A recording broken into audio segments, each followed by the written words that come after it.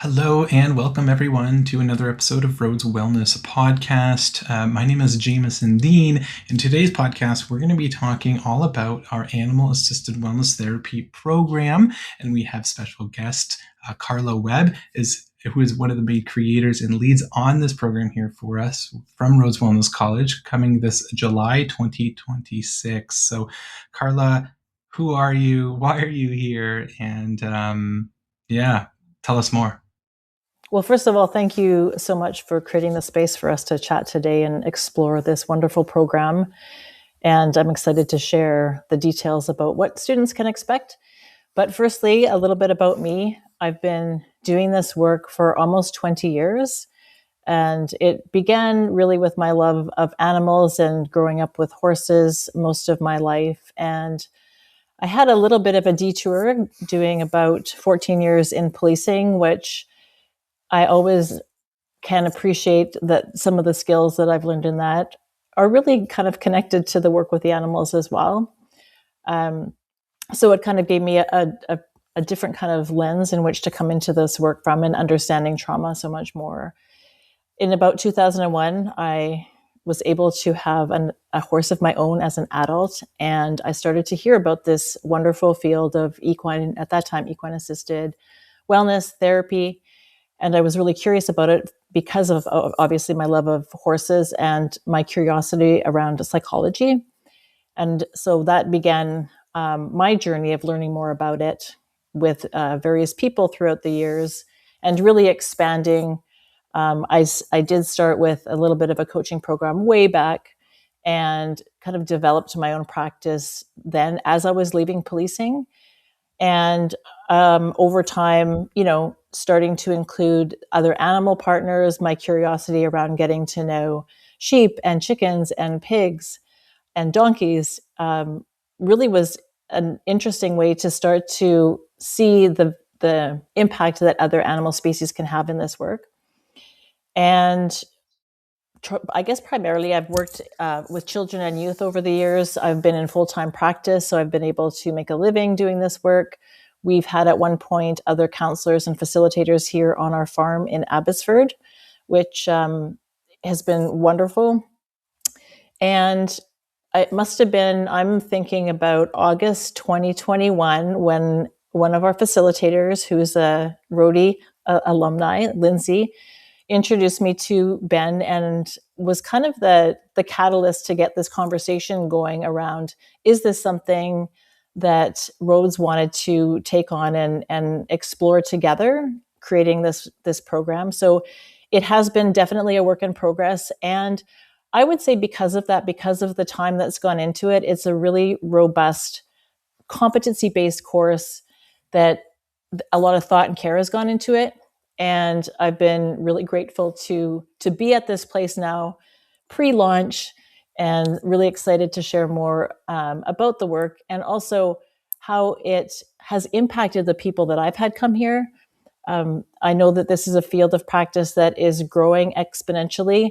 And one of the reasons that I was really passionate about doing and creating a course like this is because of, the ethics and the safety involved in something like this and doing it well.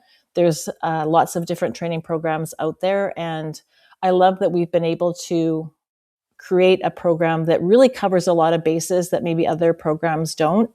And I'm really excited to have students' feedback and hear, how the learning has impacted them once we have our first cohort. Wow. Thank you so much for sharing so much and so many valuable insights to understand, the field of work in which you come from, why you are the way you are, but your intention to really blend, therapy models, coaching, and animals into kind of a process to help humans alongside their well-being journey, in addition to animals being present with them as well, and how beautiful that can be, or that marriage can be, if you will, with an animal present while processing some emotions, or something that they might be going through to ultimately feel better, or walk themselves home into themselves alongside this other living thing that's with them, with the strength and wisdom of horses, of dogs or other animals to be with them outside where the human might feel more comfortable than in a more sterile office environment, for example, like some therapeutic models or methods are offered in. So it's a really, yeah, exciting and unique, um, you know, idea that you're speaking of, but you've also lived it. You've offered these types of sessions. You've seen this work be put into place by different people in and out of the healthcare industry. And now you really want to bring that all together and make um, this really happen with Rhodes and what we're capable of with the addition of you kind of guiding the light. Is that kind of what I'm hearing? Yeah, absolutely. And I love that you bring up, the lived experience in, for me, being able to witness the growth and healing of clients that have been here, but also, like, I suspect many students would also have had the experience of being supported by an animal friend, in childhood, going through difficult times. That definitely was the case for me with the loss of my father when I was quite young. And also during my policing career, it was a great time to welcome a horse back into my life. So when I was struggling with those things that are stressful about working in a policing career, I was able to leave that at the end of the day and come into partnering with my horse and building the relationship we had together. So it happened in many different ways. The kind of the path that led me to where I am today has been from witnessing and also experiencing myself the immense impact that by being with animals and being in nature can have on so many parts of our being. Yeah, I love what you have to say there, and when we're out in nature, with an animal, we're connecting with ourselves, physically by walking alongside a horse or a dog or a sheep or something else, but we're also then engaging with ourselves emotionally, spiritually, and or mentally alongside a trained human practitioner as well to hold space for the thoughts or feelings that are, say, coming out of us at that time. And creating that environment must be so special and vulnerable and allow for a lot of, I would imagine, types of healing for that person and or even the animal. Was that right? Yeah, I think like what you said before about it being a different setting, and sometimes it's hard to be in a counseling session or coaching session in an office, and coming out into nature, and just especially I found with children and youth who find it difficult anyways to be talking about difficult things, is to be able to soften the impact of that, what might be intense in a different situation, by having the Right. animals present and a little bit of diversion. And also, looking at the parallels between, we have a nervous system, we're mammals, and a lot of the species that we're partnering with are the same. So sometimes I talk about stories about what maybe has happened to them in their past and how they've been able to move through trauma, how they've been able to, what we can see in their body as they express, and how, with so many of the modalities we have the mental processing of it, but we often miss the somatic piece. And by being in this environment and being more in our bodies, which also, it helps build the relationship with the animals, because they're like, oh, hey, you're present in your body too, just like I am. Not to say that animals don't dissociate or whatever, sometimes they do, but generally speaking, I would say it's a it's an environment that is very warm and nurturing and hopefully safe for the animal partner and for the clients that are coming. So, given all the things that are happening so stressful in our world these days, I think this field is just continuing to expand and be a sanctuary for healing, learning, and growing for so many people. So, um, from where I sit now compared to when I started 20 years ago, to know, most people know what it is. There's still people that haven't heard of it before, and it's very new. But I think that over time that's changed and will continue to change. And I know we want to be part of that positive growth as well. Wow, wonderful to hear. I completely agree. I know me. I live and work in a lot of cities for a lot of my life, and it's very overwhelming energetically to live and work in a city and in an office environment, and not connect with my roots, with natural, real things in nature, for example, alongside an animal. And I can see why that's soul fulfilling and would be, nice for me, while also walking alongside a trained coach or counselor or professional that is trained in the animal assisted or equine therapy, world, to hold space for what's coming up for me at that time, to come back to more of a baseline within myself, energetically, let's say. So yeah, I can really see that flourishing moving forward, and a lot of people that work these really busy city lives, really unwinding a little bit with this type of therapy model. Mm.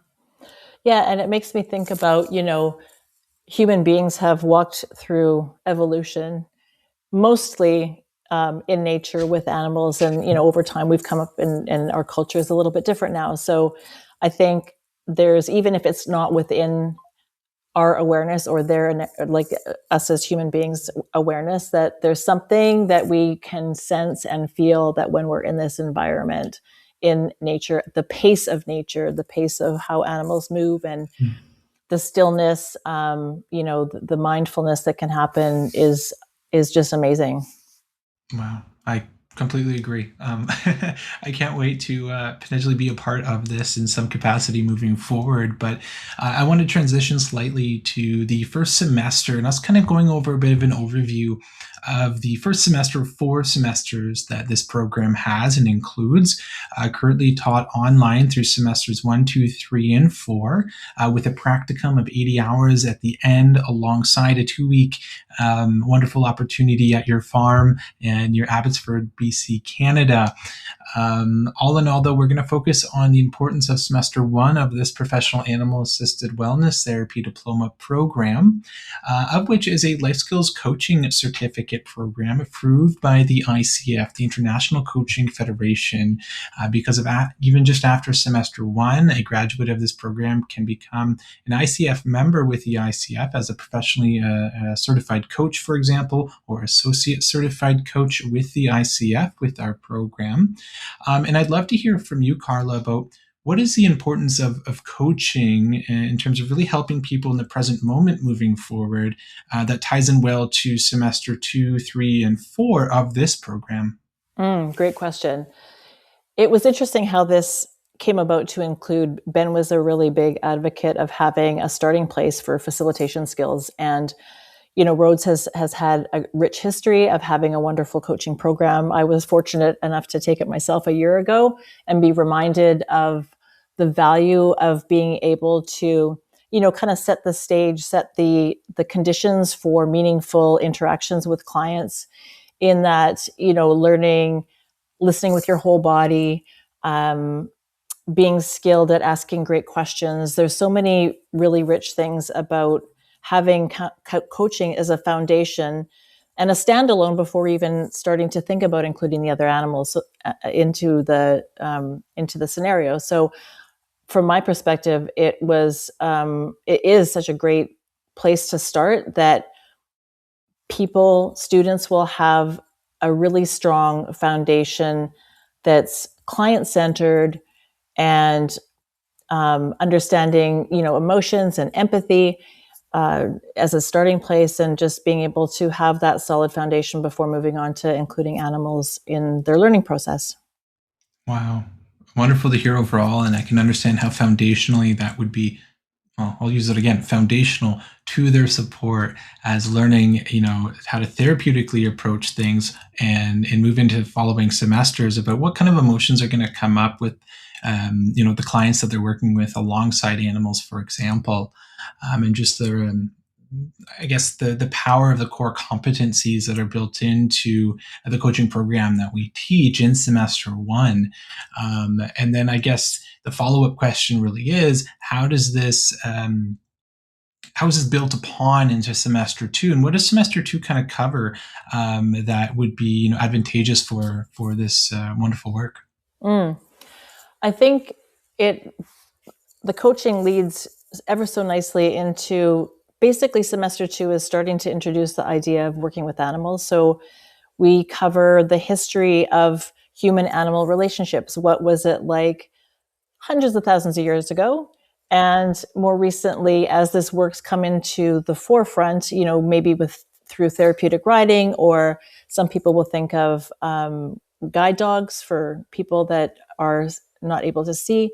And so there's all these kind of ways that this work has slowly become more front and center. So that will be covered, looking at the history, and then looking at some of the foundational concepts of the program that are thread through each semester and built upon. So skills such as observation, being able to observe animal body language, to understand it, to look at the nuances, to also have those observation skills applied to what am I noticing in my client? What do I think? I'm having something. They're not saying anything, but I'm noticing something. So those really important skills of noticing the subtle ways that our body communicates things. So observation is one.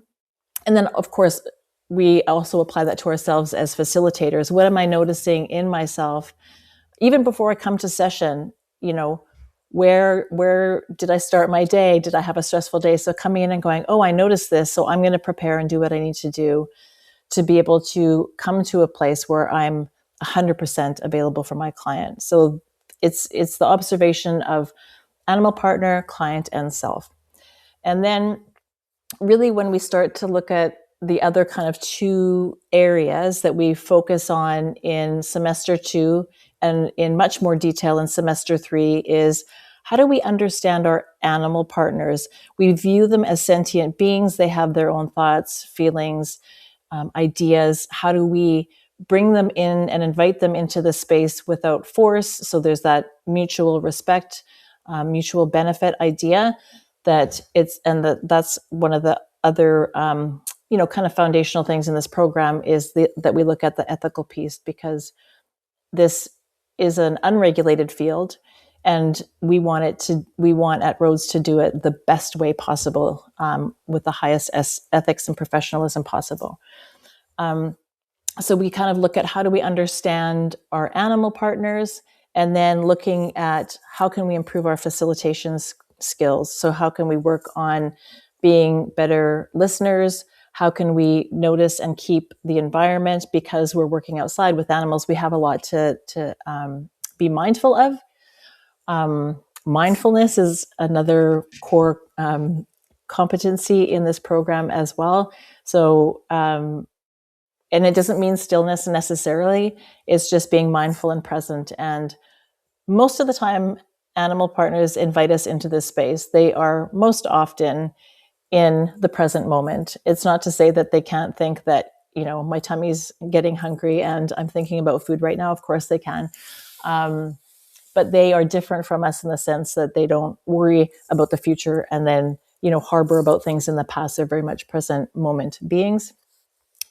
Going into semester 2, we deepen all of these ideas. So we look at the ethology of different species. So we have a template for if you want to work with horses, what do you need to know about horses? Maybe you've grown up riding, some things, but this is a complete kind of overview of what is important to know about how horses' social structure is. How do they experience their world? We have a wonderful word called Umwelt, which is a German word that means how animals experience their world. So sometimes it's about perspective taking, and we talk about that too. How can we understand what it might be like for the animal partner in the moment? So in those ways, we can really understand and set up the conditions for safety by understanding how our animal partners see the world. And then we deepen the skills in semester 3 of facilitation, being able to navigate challenges. So what if my client, starts to go over here? How can I be flexible and at the same time give them autonomy? This kind of work is really non-prescriptive. The wonderful thing about the way it's structured is, like with the coaching, as a base, but also as people continue through, they'll be able to bring in other trainings that they've had, other experiences they've had, to formulate their own way of bringing this work to the world. So it isn't a list of 1 to 10 things to do, on week 1, on week 2, what have you. It's very much individually based, especially when considering the client, what is something that they need. And so sometimes people find that uncomfortable. So we're going to work a lot on that so that people are very, very confident by the time that they finish this program, that without a doubt they can go out and bring this work to the world with confidence. Also in semester 3, we have the 2-week residency, which is here at the farm. I'm actually, it may be semester 4. I think so. Yeah. So semester 4 is at the farm. We have 2 weeks in person where people are going to be able to practice and practice and practice with the animal partners here. So we'll be able to get real life feedback, support one another. I think because, these students are going to be together for a long time, to actually meet in person and connect is going to be like amazing. I'm really excited about that. Another part of the course is 4 weeks on mental health. So not to say that people will be therapists when they, like counselors or or psychotherapists when they finish, but it's really important to understand some of the basic things that we see, anxiety, depression. So there'll be a Rhodes alumni teaching this course who's done counseling and has worked here as well. So really understanding where people are coming from, kind of on a deeper level of like maybe seeing a behavior and what is underneath that behavior, and really realizing that most people and most animals have experienced some type of trauma. So really bringing in that trauma sensitive lens into this entire program, which is another kind of thread that we bring through each semester. And there's a couple of like shorter courses in semester 4, which are, I think, wonderful additions. One is relationship-centered leadership. And so we're looking at like a colonized structure of typical what we think of as leadership and going, what would it be like if we changed that and thought of how do animals do leadership? And so looking at different species and how they, most of them being highly social, how do they effectively go through their life with leadership. And it's just, we have some ideas around like dominance based, and it isn't. They all, most of them, to get along, they have to, find their way. And so looking at leadership from this perspective. And one of my favorites is humane education. So we do 2 weeks of humane education, which is really looking at the systems that drive human rights, animal protection, and environmental ethics. So it's like a bigger picture of how this work can kind of move into the world and impact different things. It also will help facilitators understand some of the other cultural things that we experience. So if we have different clients who have had different experiences, we can might be able to understand a little bit better some of the things that have impacted their life. And we've got another 2-week course. It's like a specialized, we've kept it so that it can be changed in time, but it's Indigenous teachings with Warren Hooley, and really looking at the Indigenous perspective in doing, being, knowing, how that lens impacts this work, how it impacts human-animal relationships, and really looking at allyship and how we can do that as we do this work, so that we're doing it in a very informed way and understanding, with Canada, the cultural, that understanding of history. And then we go into the practicum, which is 80 hours. And it's, I guess, would be semester 5. And this is really great. We've already made some connections throughout Canada where people can go to their host sites. We will be supporting students in finding a host site if they don't have one already. And so after the residency here in person, they'll be able to go out and start to practice in the real world, build their way of bringing it to the world, this work, whether it's joining someone else's business, bringing animals into their work they're already doing, or starting something brand new, going to a sanctuary. There are just so many ways that this work can manifest into the world. And I suspect that there are untapped ways that we haven't figured out yet or we haven't heard about. So I just see it as a far-reaching work that can infiltrate in different areas in people's practice. Wow. Thank you so much for sharing so much, Carla. It's such an exciting program from front to back that you're beautifully describing in how a student can learn and grow for themselves in a personal way and in a professional way, alongside learning how to work with animals really well and read them and understand them and help the animal support the human to help the human support themselves alongside you, the helper in that journey. And that trifecta, if I may, is so interesting to just think about the power of that, to help the person, learn and grow in their own unique way, from a counseling perspective, coaching perspective, or just a well-being perspective in general, and the power that animals has and nature has to bring nature, I think, almost back into this work, because I think it needs it. I think there's been great things because of COVID and a lot of therapy models and coaching models being online, but that is now kind of coming to a peak almost. And it's like, okay, how do we go back to being humans like we've always been for thousands, if not hundreds of thousands of years, and connecting back with our roots? That is the trees, that is the animals, that is the things that breathe, that we are. And how can we offer those services as healthcare professionals in the field, and allow for that for our communities, towns, cities, across Canada? And what I'm hearing is you're working with different organizations, farms, companies, etc., across Canada in each and every province to help host our practicum students at for opportunity to really put this into work, like we're describing. Is that what I'm hearing? Yeah, absolutely.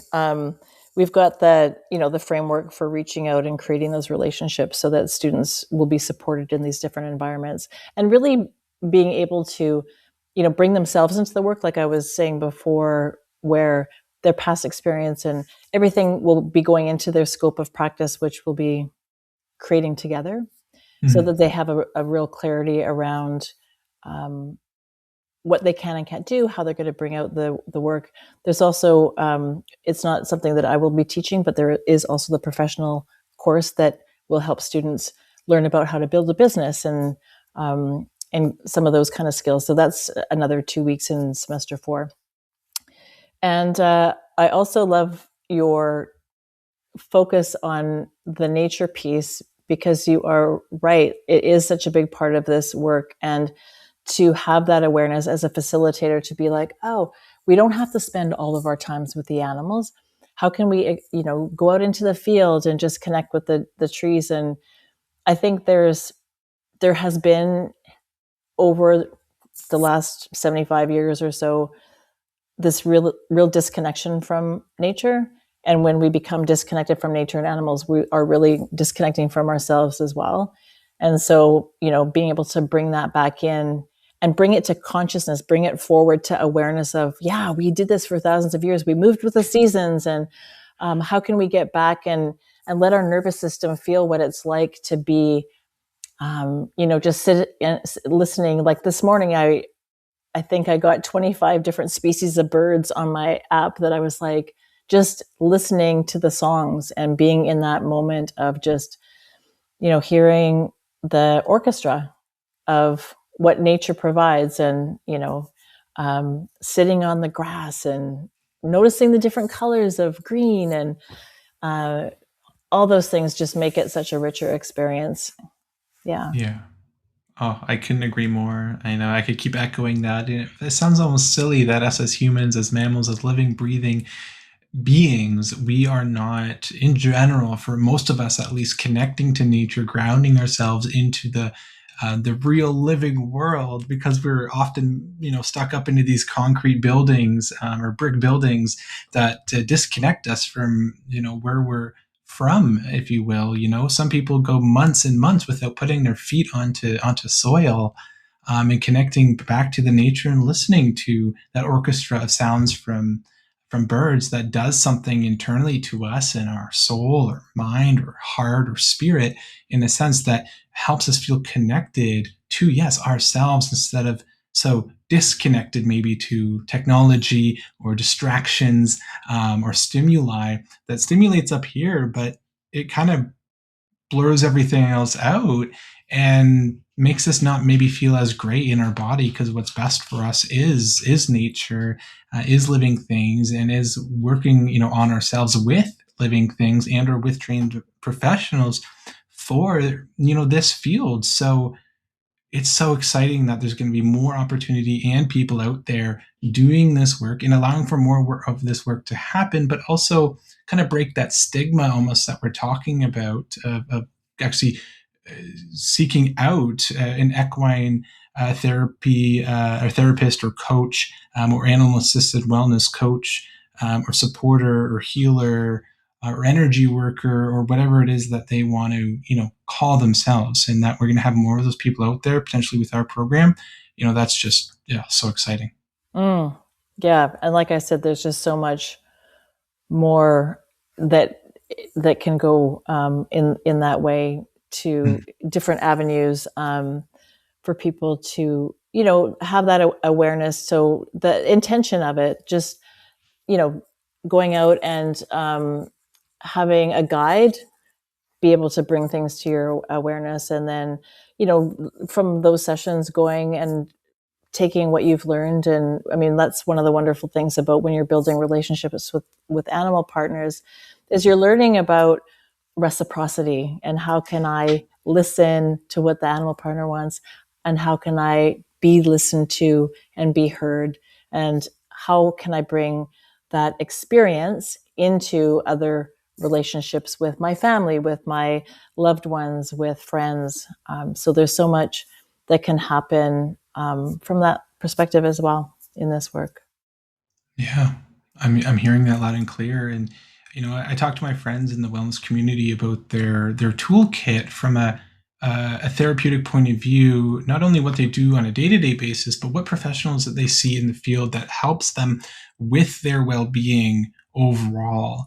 And a lot of them talk about having mental health therapists and talk therapists, but coaches and or other services that they seek out that really helps them stay really grounded and at ease with who they are, how they're feeling, and where they want to go, and what they want to experience in this beautiful thing called life, to help them really stay grounded in that. And I really do feel like, more of an animal assisted coach or counseling session, for example, would be a great additive to that, to really ground ourselves back to nature, living things, horses, dogs, sheep, pigs, whatever it might be, to bring that almost inner child out again and that joy out again, to really, be playful, but be mindful and learn to be more mindful with ourselves alongside animals and living things.